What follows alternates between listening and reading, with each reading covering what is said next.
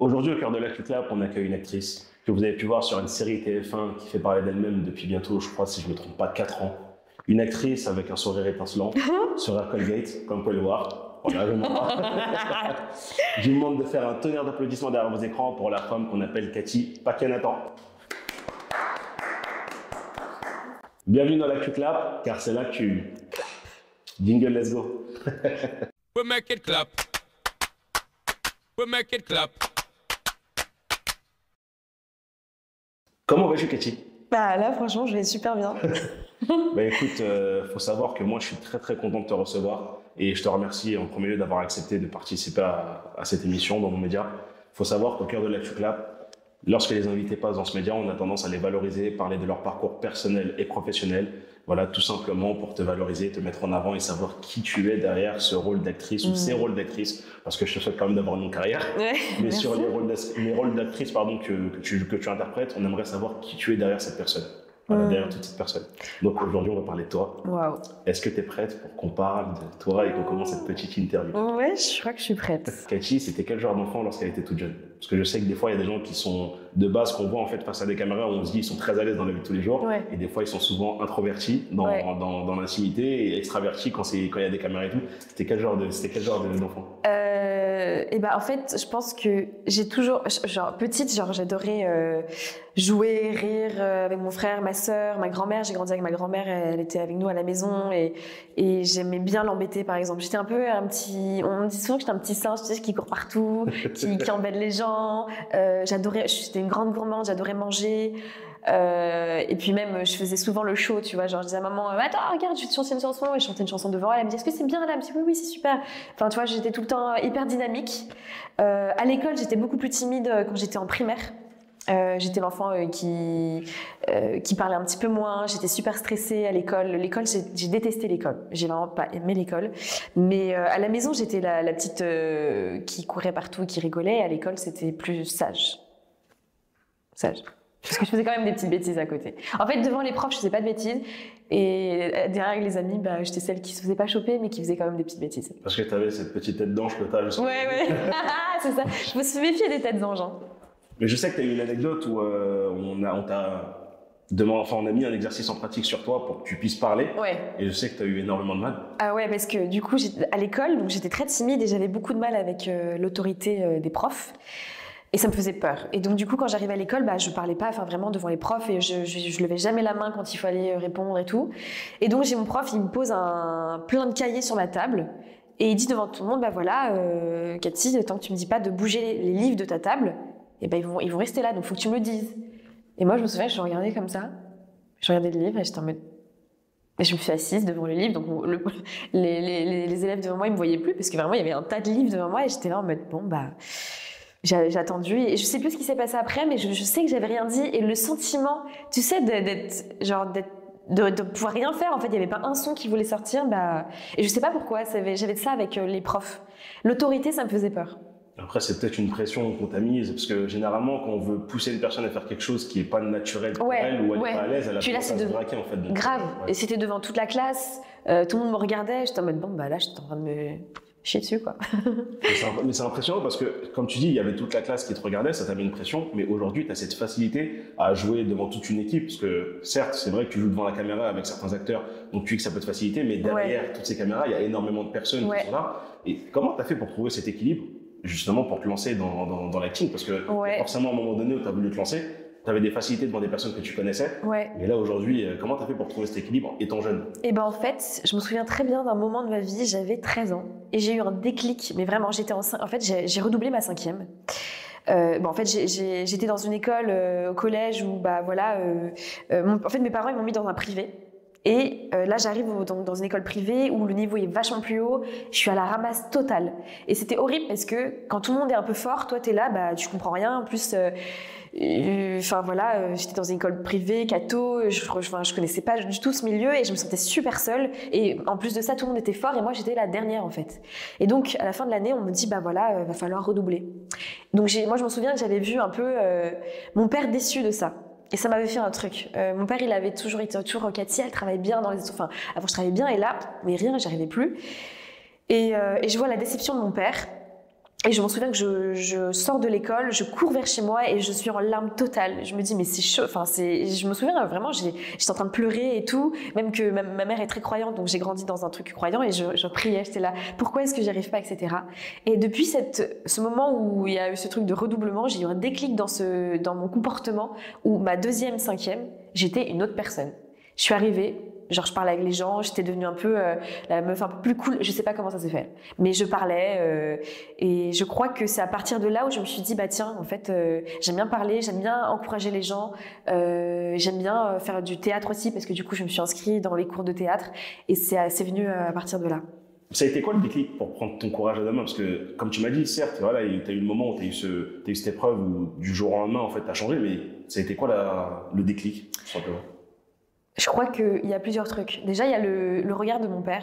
Genre en mode, je me souviens trop de la tête de mon père quand le directeur lui a dit, bah voilà, il va falloir qu'elle refasse une cinquième. Et mon père, c'est un businessman de fou. Mon père, c'est un carriériste, mais je l'admire beaucoup pour ça. Et une déception dans son regard. Et je me suis dit, oh, ça m'avait rendu super triste. Et je sais que je ressemble beaucoup à mon père sur ce truc de, ok, il y a une merde, bah qu'est-ce qu'on fait? C'est quoi l'action qu'il faut faire pour rebondir dessus, tu vois? Et là, je me suis dit, ok, bah va falloir bosser, va falloir un peu, enfin c'est dans le comportement, dans l'énergie, se dire comment on avance, c'est pas grave, j'ai redoublé, bah ok, on rebondit, on y va. Et ça va passer par comment tu te lies aux gens, comment tu parles aux professeurs, quelles questions, poser plus de questions quand t'as pas compris, et de se dire que c'est ok, en fait t'as pas compris, c'est pas grave, c'est pas une honte, tu vois. Et je crois que très jeune, je me suis dit ça. Et ça m'a aidée. Ton père, tu m'as dit qu'il a eu un regard un peu comme une déception quand tu redoublais. Mais quand tu as repris justement ta deuxième année du coup de cinquième, tu t'es inscrit au théâtre. Oui. Tes parents, ils étaient pour en face ou pas du tout? Oui, si. Mes parents, personne dans ma famille était en mode du théâtre, on n'en a jamais parlé. Mais moi, je me suis dit, je sais pas, le théâtre, ça me parle. Parler, j'aime bien parler, tu vois. J'adore apprendre des textes parce que du coup, tu peux le réciter. Et du coup, j'avais de la matière pour la réciter pendant les repas de famille, des textes, vraiment. Regarde, ma grand-mère, je l'appelle Amati, et Amati, je fais toujours, Amati, regarde, j'ai appris un nouveau texte. Et je lui récitais, et elle était là, elle jouait au jeu de grattage et tout, elle m'écoutait à moitié, je suis sûre. Mais j'étais contente, tu vois, il y avait un truc à faire. Et donc, j'y suis allée pour ça. Et aussi, je pense, ça donne confiance aussi, d'aller devant des gens. Du coup, à la représentation de troisième, moi, je m'en souviens, il y avait mon frère, il y avait ma mère, mon père, ma sœur, ils étaient venus. Moi, je jouais une comtesse, j'étais que contente de jouer une comtesse, j'avais le rôle principal, j'étais en mode, ok, là... Justement, je sais qu'il y a une anecdote par rapport à ça. Attends, c'est quoi l'anecdote? Il me semble qu'à un moment donné, tu étais sur scène, tu attendais qu'une personne... Oui. Ah là là là, mais horrible. Je me souviens, je vais vous jouer la scène, d'accord? J'étais là, j'avais le manteau de fourrure de ma mère, je faisais vraiment la petite fille de 15 ans qui jouait, qui récitait son texte. Et on devait passer à l'acte 2 ou 3, je sais pas. J'attends. Et là, il y a personne qui vient. Et je m'en souviens, je tourne ma tête, je vois la fille qui doit venir, qui est là derrière, les bras croisés contre le mur et qui est en mode comme ça. Et je me dis, mais c'est pas possible, attends, elle va venir ou elle va pas venir? Et là, du coup, ce que je fais, c'est que je vois un autre pote qui fait du théâtre aujourd'hui aussi. Il s'appelle Alexis Stéphane, c'est un mec super. Je le vois et je le fais un regard en mode, bah, viens faire un truc, viens me donner des répliques, au pire, on fait. Il est venu et du coup, on a fait la dernière scène et puis on a fait la deuxième fin. Et là, tu vois la chaleur dans ton corps de, qu'est-ce qu'on fait? Il y a un silence total, tout le monde te regarde, il faut faire un truc. Et bah, j'ai fait un truc et mon pote est arrivé et on a continué le truc. Ça a été simple de se présenter devant des gens au premier cours de théâtre? Non, c'est horrible. Horrible, mais à la fois c'est génial. En fait, l'adrénaline que ça te procure, le truc il y a un endroit où tu peux être que dans le présent et tu es en train de créer un truc et ça c'est incroyable. C'est pour ça que j'aime bien ce métier, c'est qu'il y a un moment donné où tu dois, il faut te surpasser, et il faut trouver un équilibre là-dedans aussi, tu vois. Ouais, je sais que tu as cette facilité à te surpasser tout le temps et je sais que tu donnes énormément d'importance à l'instant présent, mais on revient là-dessus juste après. Ok. À 16 ans, si je me trompe pas, c'est à 16 ans que tu arrêtes l'école ou pas du tout? À 17 ans. Ok, donc à 17 ans, tu arrêtes l'école. Ouais. Je sais pas pour quelle raison, mais je pense que c'est pour des raisons classiques. Ouais. L'école, je pense que c'est quelque chose qui n'était pas du tout fait pour toi. Tu n'étais pas à l'aise. Et je sais que, voilà, vu que tu as pris des cours de théâtre, tu as pris confiance en toi. Oui. Et tu as décidé d'aller beaucoup plus loin dans cet exercice de vouloir devenir soit peut-être comédienne ou actrice. Tu t'es inscrite justement dans des écoles de théâtre. Ouais. Donc à 17 ans, je disais à mon père, un jour comme ça, il travaillait, et je lui fais, bon voilà, je veux pas faire de terminale, j'ai envie d'aller faire du théâtre. Et il me dit, ok, mais la seule condition, c'est qu'il faut que tu aies ton bac. J'ai dit d'accord. Donc je me suis dit, je vais passer un candidat libre et je vais aller m'inscrire au cours Florent. Donc je m'inscris au cours Florent, j'ai fait une année là-bas. C'était très chouette parce que j'ai rencontré plein de gens, tu t'apprends encore à parler devant des gens, à faire des exercices. Et quand j'avais 17-18 ans, donc c'est aussi là où tu apprends à te connaître, à te dire ok, qu'est-ce que je montre de moi. Et au début, c'était difficile. Je pense que moi, quand j'étais plus jeune, quand j'avais 17-18 ans, en fait, je misais vachement sur mon apparence physique. Quand j'étais petite, on me disait toujours « Ah, t'es mignonne, t'es jolie et tout ». Mais on me disait pas plus. Donc j'avais l'impression qu'il y avait que ça chez moi. Et je me souviens, quand j'avais donc 17-18 ans, j'y allais mais hyper pimpée à l'école. Genre, les cours, ils commençaient à 9h. Moi, j'étais là, je me lissais les cheveux déjà parce que j'aimais pas mes cheveux bouclés. J'y allais et en fait, c'est juste parce que j'avais l'impression que c'est que comme ça qu'on pouvait m'aimer. Alors qu'évidemment c'est faux. Et quand j'y repense, je me dis bah c'est pas grave, de toute façon ça fait partie de l'évolution d'une personne et puis t'apprends quoi. Et je pense que ça, donc cette première année au cours Florent, moi j'étais beaucoup dans ce truc je crois que j'ai envie de devenir comédienne, mais parce que on m'a dit que j'étais jolie, on m'a dit que je parlais bien, et donc je fais ça pour ça. Mais évidemment ça marche pas si c'est seulement pour ces raisons-là, Oui. tu vois. Ouais, c'est sûr. Et je l'ai vite compris parce que du coup j'ai fait 1 an là-bas. Et ensuite, je vais à l'école du jeu. Donc, c'est une école de théâtre à Paris. Et là, tu vois, là-bas, si tu y vas en me disant, vas-y, je suis jolie, mais mon ego en avait pris un coup, genre vraiment en mode, bah non, en fait, ça suffit pas. C'est quoi l'engagement d'être comédien? En fait, pourquoi tu veux être comédienne? Et ça, la directrice, elle m'avait posé cette question. Et ça m'avait vachement réfléchir, et j'étais en mode, bah, c'est vrai, pourquoi en fait j'ai envie d'être comédienne? Ça suffit pas juste de se montrer devant la caméra, de faire le show, non, c'est pour défendre quoi? C'est pour parler de quoi? Et c'est quoi qui te fait vibrer dans ton corps? Ce qui est bien, c'est que l'école du jeu, en fait, c'est un vrai accompagnement qu'ils ont derrière toi. C'est pas juste ils prennent leur argent pour que tu t'inscrives. Non, ouais. Il y a un vrai accompagnement Il derrière. y a eu un vrai accompagnement pendant ces 2 ans. Et moi, ça m'a changé plein de choses. Rien que, dans mon ego aussi, tu vois. Je pense que tous tes traumas ou des choses comme ça font que, à un moment donné de ta vie, tu t'accroches à un truc qui te fait du bien. Moi, ça a été ce truc-là, cette facilité-là. Et t'apprends à lâcher ça et te dire, c'est quoi? Qu'est-ce qu'il y a derrière? Qu'est-ce que, en fait, j'ai envie de montrer, en fait? Parce que finalement, t'es triste quand t'es que sur des fausses croyances ou c'est que cette image-là de toi. T'as réussi à avoir ton bac dans tout ça. Ouais, j'ai réussi à avoir mon bac. Mais comment t'as fait pour jouer entre les cours d'acting, les cours de théâtre et ça? Attends, je vais te raconter. Moi, le bac, quand j'étais au cours Florent, je n'y ai pas dû. Enfin, pendant, je pense, allez, le bac, c'était en juin, je crois. Jusqu'au mois de mai, j'ai pas ouvert un livre. Je faisais que faire mes trucs et tout de théâtre. Et là, arrive 1 mois avant, j'appelle une copine qui, elle, du coup, était en terminale. C'était une de mes meilleures amies. Je fais, écoute, je viens chez toi pendant 1 mois, tu me montres tout ce que vous avez bossé et on l'apprend. Et je me souviens des nuits où, en fait, par exemple, il y avait la carte de géographie à apprendre et je m'étais fait des mémos en mode, ok, donc là, je m'étais fait des chansons en mode, ok, pour apprendre, il faut faire ci, il faut faire ça. Et je me suis mise pendant 1 mois et je l'ai eu. C'est vraiment, en fait, les cours, c'est quelque chose d'assez simple pour toi? Non, mais je pense que j'ai eu de la chance parce que j'ai fait spécialité théâtre et du coup j'avais une bonne note en spécialité théâtre et ça m'a fait un peu Et j'avais quelques petites facilités quand même, tu vois, genre il y avait la philo, j'adorais la philo, il y avait l'anglais, j'aime bien l'anglais, donc il y avait des trucs comme ça qui... Mais à ce moment-là, t'avais pas peur de décevoir ton père parce que c'était quand même un risque que t'as pris? Oui, mais non. Je crois que à ce moment-là, je me suis dit, je vais l'avoir, je l'aurai. Et j'ai tout fait pour... En fait, j'étais dans l'action. Il y avait un truc il faut faire. Ok, là, il y a ce problème qui arrive, il faut faire. Et je pense que j'ai pas eu le temps de me dire, attends, est-ce que là, il va être déçu? Là, Je suis dans le truc, t'avances. Mais c'est bien parce que ça prouve que même si, en fait, on fait 1000 choses en même temps, si on est bien organisé, on peut obtenir je suis super organisée. Non, mais c'est très bien de le dire. Et c'est important parce qu'il y a des personnes, des fois, qui peut-être se posent la question de est-ce qu'on peut faire 2 choses en même temps. Après, s'il y a une belle organisation derrière, on peut faire les 2 en même temps. Donc, c'est une chose qui est totalement incroyable. Après ces 2 écoles, je pense que forcément, tu voulais te lancer dans le milieu de l'acting, tu voulais devenir actrice. Oui. Ça s'est passé comment? Tu as fait des castings? Parce que je sais qu'il y a une période, en fait, où tu as arrêté l'acting pour faire autre chose, mais comment ça s'est passé la période quand tu as été propulsé par ces 2 écoles-là? Quand on est sorti, c'était quoi le mindset? Le mindset, c'était... Le mindset, quand je suis sortie, c'est ok, là, il faut commencer par où? Je me souviens que j'étais beaucoup dans des projets théâtre de potes, on faisait des trucs, on jouait dans des théâtres, on avait des petits projets. Et ensuite, je me suis dit, attends, j'aimerais bien avoir encore une formation, mais plus à la caméra. Donc j'ai fait des petits stages, etc. Et en fait, il y avait un truc qui m'a un peu... je me suis lancée, mais en fait, ça fait... Après, ça fait...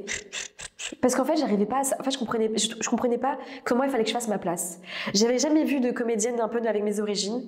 Au théâtre, souvent, quand on propose des rôles, on a du mal à projeter des rôles avec ma couleur de peau. Souvent, en fait, on a des rôles, mais on se dit pas, tiens, toi, je te vois bien dans ce rôle. On m'a jamais dit, toi, je te vois dans ce rôle au théâtre. Ouais. Je sais pas pourquoi, mais en tout cas, pour l'instant, je me le souhaite, mais on me l'a pas encore proposé. Donc du coup, à chaque fois, c'est moi qui me disais, ok, là, attends, moi, je me verrais bien dans cette, j'ai envie de jouer en Andromaque, vas-y, fais-moi jouer en Andromaque, tu vois. Mais au théâtre, ouais, j'ai commencé par le théâtre, je faisais des petits trucs. Après, j'ai fait des stages devant la caméra. Et je crois qu'en fait, il y a le truc, qu'est-ce qui m'a rattrapée, c'est de me dire pourquoi je veux faire ce métier. Et je crois qu'au début, pour être totalement honnête avec toi, je le faisais pas forcément pour les bonnes raisons. Je crois que je le faisais parce qu'il y avait un peu d'ego, regarde, j'ai envie d'être un peu connue, tout ça, j'ai envie de me montrer, je suis mignonne, je peux faire des trucs, mais ça vaut rien. Et je crois que c'était, du coup, au final, c'était un peu creux pour ce pourquoi je voulais faire ce métier. Et même moi, j'étais pas alignée avec un endroit où qui était juste. Et il fallait que je trouve cet alignement pour moi, où je me dis, ok, c'est pour ça que je fais ce métier, c'est ça qui m'anime, tu vois. Donc je me suis dit, j'arrête. J'enchaîne les petits boulots. Je fais plein de petits boulots, ça dure peut-être 2 ans. Je fais des massages, on m'a formé au massage, je vais masser dans des entreprises. Et je crois que là, t'apprends à, en fait, je connaissais ce que c'était de travailler parce que j'ai travaillé pour mon père, parce qu'il a un restaurant pendant 10 ans. Donc je savais ce que c'était que le travail, mais là j'étais là en mode je travaille en dehors du cadre familial, il faut que je paye mon loyer parce que je suis partie de chez mes parents. Voilà, j'étais vraiment dans la vraie vie de il faut travailler, mais parce qu'il faut vivre. Et là je crois qu'il y a un truc qui s'est vachement détendu. Il y a eu un truc de relâchement, en fait, il y avait plus cette pression, il faut absolument que je devienne comédienne, mais en fait, il y avait plus ce truc de si je deviens comédienne, c'est parce que en fait, la vie veut que je sois comédienne aussi, et aussi parce que j'aurai des choses à défendre et j'ai envie de rencontrer des gens sincèrement, et pas parce que je veux qu'ils me donnent un rôle, mais si j'ai envie de travailler avec quelqu'un, c'est parce qu'il y a une connexion entre nous deux, il y a un truc qu'on peut apprendre l'un de l'autre. Et c'est comme ça que tu as réussi à combattre ton ego.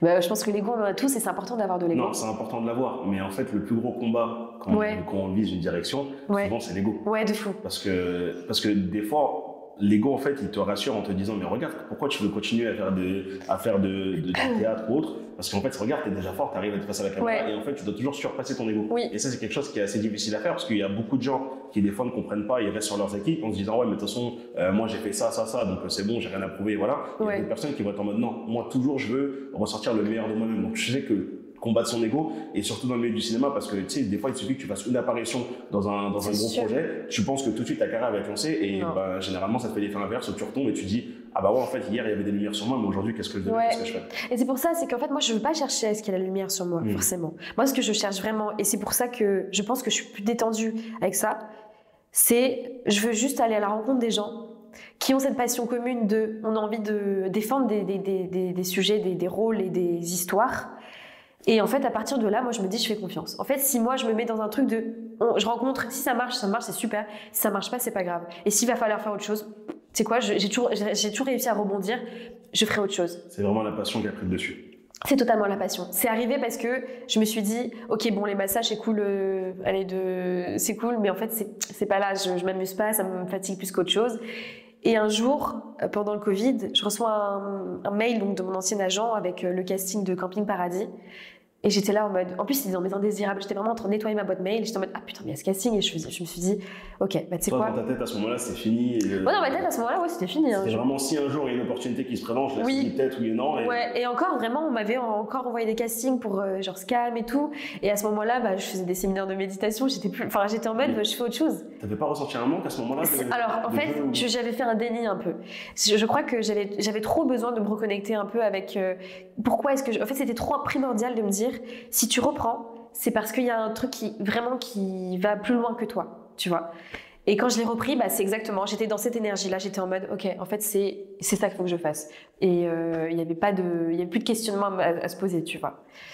Donc il y a ce casting qui arrive, je le passe, je retourne en tournage, et là je me dis, waouh, comment ça m'a trop manqué, c'était trop bien, ça m'avait vraiment donné une joie profonde de le faire. Après, pour l'anecdote, quand tu as fait ce casting, dans ta tête, il me semble que tu étais sûre d'avoir le rôle. Ouais.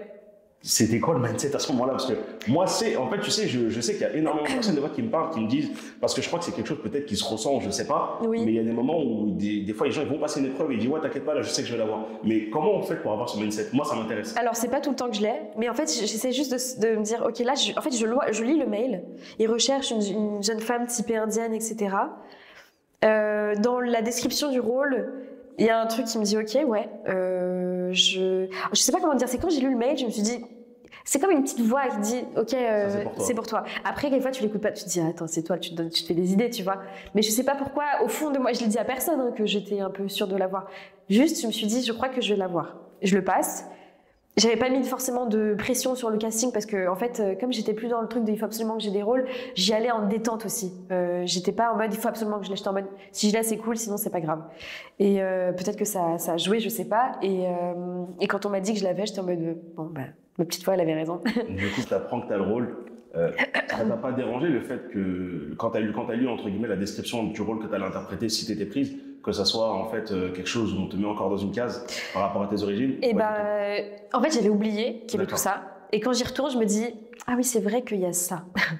Il y a ce sujet-là. Il y a dans le cinéma français, c'est vrai que, en fait, est-ce que vous voyez des actrices sri-lankaises? Moi, j'en vois pas. Peut-être que si, il y en a quelques-unes aussi comme moi qui on essaye de se faire une place, tu vois, mais il y en a pas du tout. Et c'est problématique parce que, quand même, l'immigration sri-lankaise, elle date pas d'hier. Enfin, ça fait longtemps que c'est là. Mais bon, ça rejoint plein de sujets et je me dis, ça sert à rien d'être en colère contre ça. Il faut plutôt agir. Encore une fois, c'est l'action. C'est comment est-ce qu'on fait pour se dire, on va changer les trucs. Moi, je reçois des messages aujourd'hui, des filles qui me disent, oh putain, mais ça fait. Moi, attends, j'ai une anecdote de fou. Vas-y, c'est tout mon bras, toi. Ouais. On était en repas de famille et j'avais tous les cousins, même lointains et tout, on était tous réunis. Et là, j'ai mon oncle qui me dit, tu sais pas quoi? Tu sais qu'il y a ton petit fiel, il t'a vu à l'écran et il a dit, ah, c'est trop bizarre, il y a une marron à l'écran. Ouais, parce qu'en fait, c'est quelque chose qu'on n'a pas l'habitude de voir en France. Mais ouais, mais c'est problématique qu'il dit ça. Vrai, il a dit, il y a une marron à la télé. Bon, cette phrase, elle est... Mais... Oui, mais la vérité sort souvent de la bouche des enfants. Mais grave. Et en vrai, moi, ça m'a fait super rire. J'étais en mode, waouh. Et à la fin, je me suis dit, c'est vrai. Enfin, en fait, on n'en voit quasiment pas. Et quand on les voit, souvent, oui, ça peut être dans des formes de rôles un peu... C'est pas dans des... Enfin, c'est dans des rôles peut-être quelquefois qui peuvent être un peu clichés ou pas. Et... Après, je sais, Camping Paradis, ils ont quand même fait en sorte de Camping Paradis, voilà, que ça rentre pas trop dans le cliché. Ouais. Ils ont fait attention à beaucoup de détails pour pas vexer, entre guillemets. Totalement. Et puis, à la fois, ils ont voulu mettre aussi en avant une culture. Et la culture, elle est très belle. La culture sri-lankaise, la culture indienne, c'est une très belle culture, tu vois. La deuxième plus grosse industrie cinéma, hein, c'est pas rien. Donc pour ça, si, et j'étais trop contente de faire ce projet parce qu'il y avait des très belles choses à jouer. Et moi, c'est juste, ça m'a rappelé de me dire, tiens, il y en a pas, enfin, tiens, il y a du travail là-dedans. Il faut voir comment est-ce que moi j'ai envie de faire ma petite place dedans, quoi. Donc c'était le premier rôle que tu as justement en plus sur TF1, à la télévision. Grave. Ça a été quoi ton émotion quand on t'a dit que c'est bon, t'es prise pour le casting? Parce que c'est vrai que juste avant ça, comme t'as dit, t'étais un peu dans le déni. Tu t'es dit bon, t'arrêtes tout et tu t'es un peu menti à toi-même, malgré le fait que t'aies quand même ressenti le manque, mais le fait que t'aies toujours ce truc de rebondir. Toi, ça a été quoi en fait? La première personne à qui tu l'as annoncé, c'était qui? Comment ça s'est passé quand je vivais en coloc et mon agent m'appelle et il me dit c'est bon, t'es prise. Et je marchais en pleine rue pour rentrer chez moi. J'étais en mode, j'étais en train de sauter dans la rue. J'étais en mode putain, c'est incroyable. Et je suis rentrée, je l'ai dit à mes colocs et et je me suis dit ok, c'est bon, ok, là, on y retourne. Et d'arriver sur le plateau de tournage avec toutes les caméras, toutes les personnes, ça t'a pas mis de pression? Mais si, et puis tu sais quoi, moi au début, j'avais pas l'habitude et j'étais nulle à chier. C'est-à-dire le premier jour, on m'avait dit, ok, pendant que tu dis ton texte, il faut que tu prennes ça, il faut que tu te mettes sur cette place, et il faut que tu prennes la lumière. Et maintenant, je me dis, waouh, j'étais en plus super... J'étais en mode waouh, là, j'y arrivais pas, j'étais en mode c'était compliqué, et même mon jeu, tu vois, il était pas encore. Enfin, ça faisait longtemps que j'avais arrêté, donc il y avait tout à reprendre en fait. Et oui, pour moi, tu vois, c'était le début, donc il fallait se dire, ok, c'est le début, c'est pas grave, on commence tous quelque part. Juste, viens, essaye. Donc j'ai essayé, je le faisais, je prenais un peu de. J'étais à l'aise de jour en jour, quoi. Et voilà, ça a donné ce que ça a donné et je suis quand même très contente. Le fait de rencontrer toute l'équipe de Camping Paradis, Ça va, ils ont été accueillants, ils ont été super incroyable, cool, toi. une équipe incroyable, tous trop Mais gentils. ça se ressent. Ouais, ah mais Laurent Ronac, en plus c'est Laurent Ronac qui vient en tant que réal dans Ici tout commence aussi, donc c'est trop bien de travailler avec lui comme ça, mais c'est une équipe de folie, hein. Enfin, Et en plus, ma petite sœur, elle va être contente que je te rencontre, tu sais pourquoi? Parce Non. que Camping Paradis, c'est sa c'est vrai? série attitrée. Arrête, incroyable. Là, je lui ai incroyable. envoyé la photo tout à l'heure, elle va être comme une Non, gosse. c'est trop chaud, j'adore, trop chaud. Mais non, c'était fou. Et puis le cadre, on tournait à Martigues, enfin c'est trop bien. Et dans la même année, t'as le deuxième casting. Et alors là, donc, je sors de camping et je me dis, ok, est-ce que là, il faut y retourner en fait, ok? Et je me suis dit, je me laisse un mois pour voir comment ça se passe. Et là, il y a un recasting pour donc Ici tout commence. Et encore une fois, je me dis, si ça doit se faire, ça se fait. Sinon, ça se fait pas. Donc la veille, limite, j'étais en soirée pour l'anniversaire d'un pote. Le lendemain, j'ai le casting, j'arrive. Vraiment en mode détente. Détente, mais totale. Hein. Même moi, je me dis, bon, quelquefois, attends, Cathy, tu vois. Et donc, j'y vais. Et la directrice du casting, incroyable. Enfin, je les aime trop. Et donc, petit big up à Peggy. Et Ingrid aussi. Voilà. Et je passe le casting et on m'appelle 3 jours avant d'aller tourner. On me dit, bah, c'est bon, t'es prise. Et là, je fais, putain, c'est chaud. Et là, c'est pour une quotidienne. Donc, tu pars pour aller tourner un moment et tout. Là, je me dis, ok, ma vie, elle va changer. Et il y a vraiment un avant-après. Ici, tout commence. Après, je sais que dans Ici tout commence, t'as eu, au début, t'avais un rôle où t'étais pas énormément valorisé. Oui. Enfin, Quand je dis pas énormément, mais pas du moins comme toi, peut-être tu le voyais. Alors, je sais pas si c'est une question de valeur, mais en tout cas, je suis arrivée et j'étais pas le personnage vraiment très important au début. Donc j'étais un peu frustrée, c'est sûr, tu vois. Mais après, au fur et à mesure, oui, elle a pris plus d'ampleur. Tu t'es bien entendu avec l'équipe, du coup, quand t'es arrivé sur le tournage. Une De toute façon, je sais équipe- comment t'en parles. Ah ouais, mais une équipe, c'est une famille, hein. Mais vraiment. Il y a une dédicace que je fais à l'acteur qui interprète le rôle de Suleiman. Ah, même beau, pardon. C'est mal. Encore un soldat mort au combat. T'as compris, celle-là, elle était juste pour toi. Juste pour toi. Je ne spoilerai pas pour ceux qui n'ont pas vu la série, mais voilà. C'était juste pour ça, c'était une petite dédicace à lui.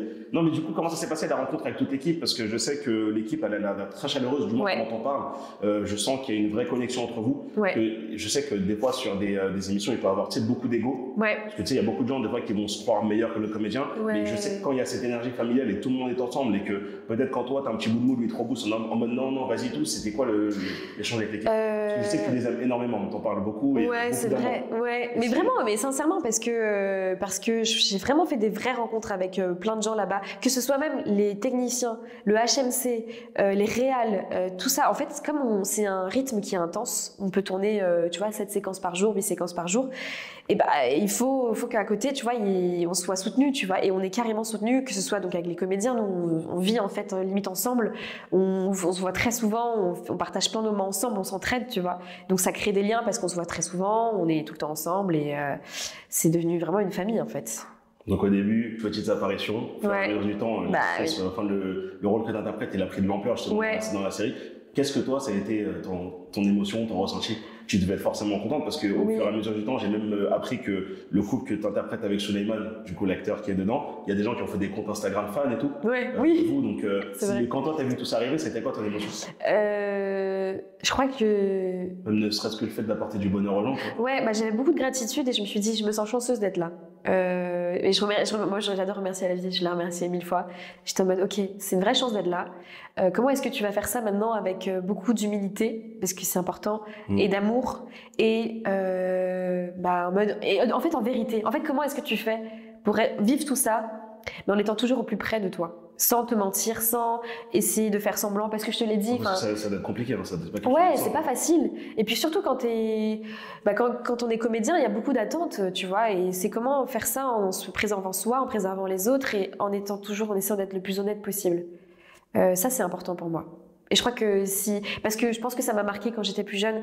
J'étais dans une perdition, j'étais perdue, j'étais là, je cherchais chez les autres, et du coup tu te perds aussi, et ça je veux pas de ça. Moi je veux pouvoir faire ce métier en étant la plus sincère possible. 2023, tu as interprété aussi un rôle important dans un film Oui, qui est À côté de ses à parents. côté de ce bombe sur France 2 de Nathalie Lecoultre. Ouais, et ça tu vois, le casting il demandait pas les origines ou quoi. J'ai été prise pour un rôle sans que ma couleur de peau soit une question. Ça, c'était trop bien. Et à ce moment-là, est-ce que tu t'es dit, bah, en fait, finalement, c'est peut-être possible de Oui. jouer un rôle sans forcément qu'on me ramène toujours à mes origines? Oui, je me suis dit que c'est possible et je pense vraiment que ça commence à devenir de plus en plus possible. Parce que les gens, enfin, je rencontre plein de gens trop intelligents et qui sont dans cette même démarche en fait. Donc pour moi, ça avance que vers le positif. Vraiment. Bah écoute, c'est cool et comme on le dit tout le temps, moi en tout cas, à titre personnel, je te souhaite de faire encore énormément de choses parce que je sais qu'en off, on a parlé et que tu aimerais aussi faire autre chose. Oui. Voilà, donc ce serait quoi tes projets futurs? Est-ce qu'il y a quelque chose que tu vises concrètement ou... Alors moi, j'aimerais faire j'aimerais être dans des rôles où j'aurais un personnage à travailler, dans des films, enfin je pense comme tous les comédiens on a envie. Et en fait, oui, j'ai surtout envie de rencontrer des gens, continuer à rencontrer des gens avec qui j'ai envie de travailler, où on a cette même vibration pour un truc, cette même envie, et continuer à m'amuser surtout. Hein. C'est ça en vrai, le jeu. Depuis tout à l'heure, je t'écoute parler de ton parcours, tu as cette facilité à rebondir, malgré le fait que la vie, des fois, peut te mettre des freins, peut te mettre des blocages. Il y a eu ce premier handicap, peut-être que tu pensais avoir de manière, on va dire, si on devait comparer ça à une barrière psychologique, où tu t'es dit peut-être que par rapport à mes origines, justement, j'aurais jamais de rôle, ou on reviendra toujours à mes origines. Tu as su rebondir face à des situations de la vie qui te sont arrivées comme ça, que tu n'as pas pu gérer, comme le fait de redoubler, comme le fait de dire l'école, c'est pas fait pour moi, qu'est-ce que je fais? Qu'est-ce que tu dirais déjà si la Cathy d'aujourd'hui pouvait parler à la Cathy d'avant, déjà, qu'est-ce qu'elle lui dirait?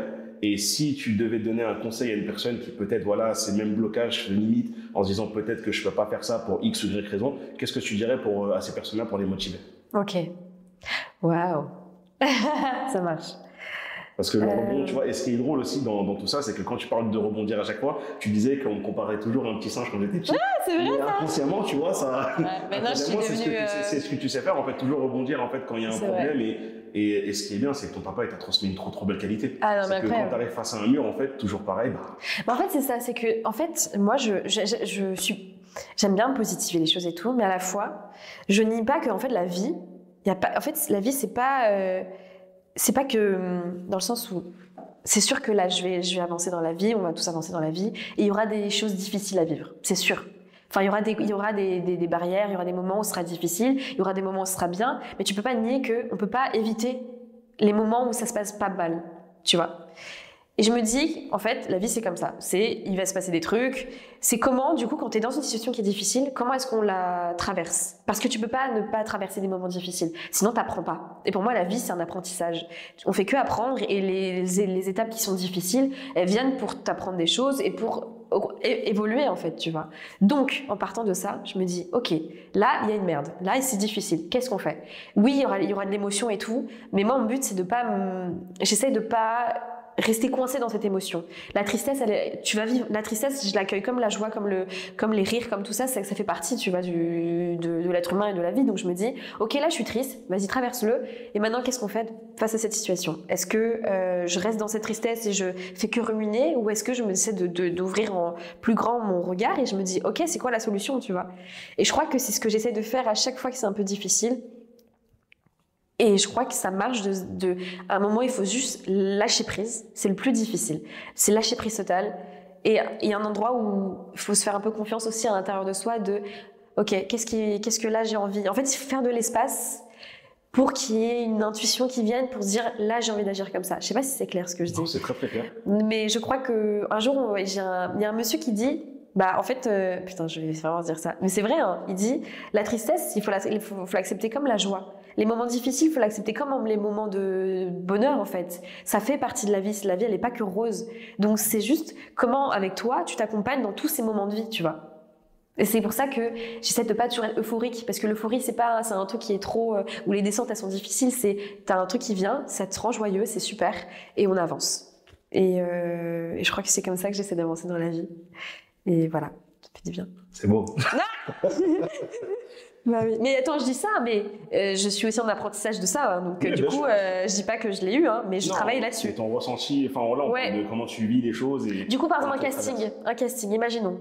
Là, j'ai passé des castings, je les ai pas eus. Bon, évidemment, ça me rend triste, donc je nie pas le fait que ça me rende triste, mais je reste pas bloquée là-dessus. Je me dis, ok, ça me rend triste, maintenant, qu'est-ce que je fais pour que je continue à avancer? Dans ce métier-là, il faut être donc essayer d'être le plus honnête possible avec soi et essayer de mettre en marge des petits trucs, même si c'est vraiment même des petits trucs, hein. Et comme ça t'amène à peut-être rencontrer des gens, à avoir quelqu'un qui t'a parlé d'un truc et tu dis, ah tiens, écoutez les gens, ça c'est hyper important, vraiment, parce qu'il y a des gens, sans que même tu le saches, ils vont te dire des trucs. Et si tu écoutes vraiment, tu vas avoir une information et tu vas dire oh putain, mais oui, ça c'est pas mal ça. Et bah tiens, je vais aller peut-être essayer ça. Et être dans la vie en fait. Ouais, c'est ce que j'appelle des fois faire attention aux détails de tout ce qui se passe autour de nous dans la vie. Exactement Parce que ça. pour moi, c'est des fois des signes. Quand on demande des fois des choses, on les attend et des fois on a la réponse. Il y a une personne qui, jamais tu te serais dit, c'est de cette personne-là que j'aurais la réponse. Mais en tout cas, c'est très très beau tout ce que tu as dit et je pense que comme tu t'as posé la question, tu es très très clair dans te dire, est-ce que ta famille elle est fière de toi aujourd'hui par rapport à ce que tu fais? Ouais. Grave. Franchement, en fait, il n'y a pas longtemps, j'ai une copine qui allait manger au resto de mes parents. Et mon père, il me dit pas grand-chose, tu vois. Mais mon père, il lui aurait dit un truc sur moi, en mode qu'il était fier de moi, il a dit genre... Enfin, je sais pas si je peux le dire, mais c'est un peu intime, je sais pas si je peux le dire. Ça dépend que de toi. Après, tu peux le dire, si c'est trop intime, je te dirais non, le dis pas. Ouais, mais non, en fait, il a juste dit, en mode, Cathy, c'est une femme puissante. Et genre, ça, c'est hyper fort. Hein. Et en fait, c'est ouf parce que c'est là où tu te dis que c'est trop important que des parents te disent des trucs qui te font du bien parce qu'en fait, dans ta vie, en fait, ça te fait du bien. Tu te dis, ah ouais, ok, c'est bon, ok, si mon père le dit, c'est que peut-être ça doit être vrai, tu vois. Et c'est pour ça que moi, si je deviens maman, genre que je dirais des trucs en mode, c'est bien, ma fille, t'es la meilleure, ou je sais pas. Bref, mais c'est important qu'un parent soutienne son enfant parce que les mots qu'il emploie, en fait, ça a un impact énorme. Et moi, quand j'ai entendu ça, que mon père a dit ça, j'ai pleuré. Ça m'a fait une émotion de fou et je me suis dit, ok, si mon père le pense, et c'est pas être puissante plus que les autres, c'est juste se dire, il le pense, donc c'est vrai comme tout le monde en fait. T'es puissante à ses yeux. Ouais. Voilà. Et là, mais je te jure que... Et vu que c'est une personne qui a une place importante dans ta vie, je comprends totalement qu'il y ait ce bouleversement. Et que surtout que, attention, il dit, mon père, il parle pas beaucoup, hein. Il parle pas beaucoup. Et quand il a dit ça, j'étais en mode, mais merci pour cette bénédiction en fait. Parce que en fait, moi aussi, j'ai envie d'y croire. Et moi aussi, je me dis, qu'est-ce qu'on peut faire du coup à partir de là, quoi. Ça m'a trop touché. Je pense que ça doit être quelqu'un de très sage. Généralement, les personnes qui disent très peu de phrases, mais quand ils parlent, ils disent des choses utiles. Généralement, c'est les gens qui parlent pas pour rien. Et je sais que dans certaines cultures, dans certains horizons, on appelle ça la sagesse. Donc, c'est très très fort de sa part. Et j'ai encore une petite question. Oui. Et je sais pas si je peux me permettre de la poser. Mais je sais qu'il y a une personne que tu as mentionnée au début et je l'entends depuis tout à l'heure en échange, elle a l'air d'avoir une importance énorme. Ouais. Comment t'appelles déjà ta grand-mère? Amati. Amati, elle en pense quoi, elle, de tout ça? Tu sais quoi? Ma grand-mère, elle est tous les soirs devant la télé. Et en vrai, ouais, en fait, ça me touche trop parce qu'en fait, je sens qu'ils sont fiers de moi. Et genre, je me suis dit, et j'aurais jamais pensé que je pourrais rendre mes parents fiers. En fait, c'est un sentiment qui est incroyable quand même de les voir fiers de toi. Je le vois dans leur regard, je le vois dans la façon dont ils me parlent.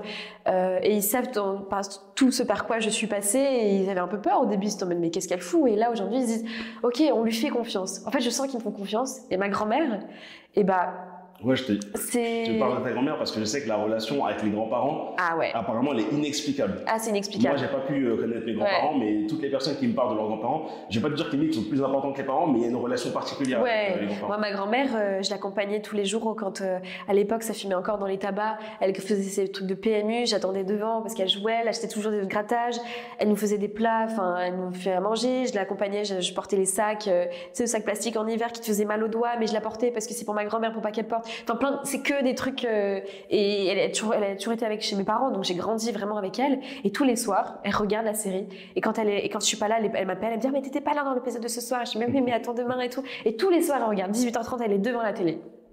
Et c'est fou. Et je sais qu'elle est fière de moi aussi. Et je suis contente parce que elle sait que je suis une femme indépendante, que je rentre pas totalement dans des trucs qu'elle voulait, genre mariage, enfant. Non. J'ai dit ça viendra, mais tout de suite, là, le professionnel, il est important pour moi. Et je sais qu'elle l'entend et qu'elle me dit ok, je comprends, j'entends. Et que ça, je suis contente. Et c'est surtout très beau de leur part d'accepter, entre guillemets, que toi aussi, tu as le droit de construire ta vie comme tu le sens. Ouais. Parce que c'est pas tout le monde qui a cette chance. Mais en te faisant confiance en plus. Et en te faisant confiance, oui, effectivement. C'est pas tout le monde qui a cette chance. Est-ce qu'aujourd'hui, on peut dire, ou tu as peut-être reçu des messages de personnes de la communauté sri-lankaise qui te soutiennent ou qui se sentent valorisées ou qui disent enfin, ça fait du bien de voir une personne qui nous représente. Je sais que j'aime pas ce truc-là parce que je sais que ça te demande quand même un énorme poids de représenter une communauté. Oui, et je veux pas dire que je la représente. Voilà, c'est tu pour vois, ça, tu vois. ouais. En fait, c'est plutôt, est-ce que tu as une fierté pour la communauté Eh ben, je sais pas si j'ai une fierté, mais en tout cas, ce que je peux, j'espère que ça leur fait se dire que, en fait, si eux aussi ils ont envie de le faire, bah, enfin, on peut le faire ensemble. Et j'aime bien recevoir, enfin, c'est trop gentil quand ils m'envoient un message en mode, ah, ça fait trop plaisir de voir une Sri Lankaise à la télé, parce qu'on n'en voit pas, donc du coup, ils se disent que oui, c'est possible. Et pourquoi pas eux aussi, tu vois. Genre, je suis pas la seule, on est plein. Et il y en a plein d'autres, des comédiennes de la même origine que moi. Et on essaye de jouer, on essaye de faire ce métier parce qu'il nous plaît, quoi. Et que c'est trop bien que si nos origines, c'est pas un frein. C'est beau. Non, c'est très beau. Il y a des objectifs que tu vises particulièrement dans le cinéma ou pour toi, c'est comme tu m'as dit depuis le début, juste je rencontre des personnes, si ça match, on y va, et si ça matche pas... Mais si, je pense qu'il y a des objectifs.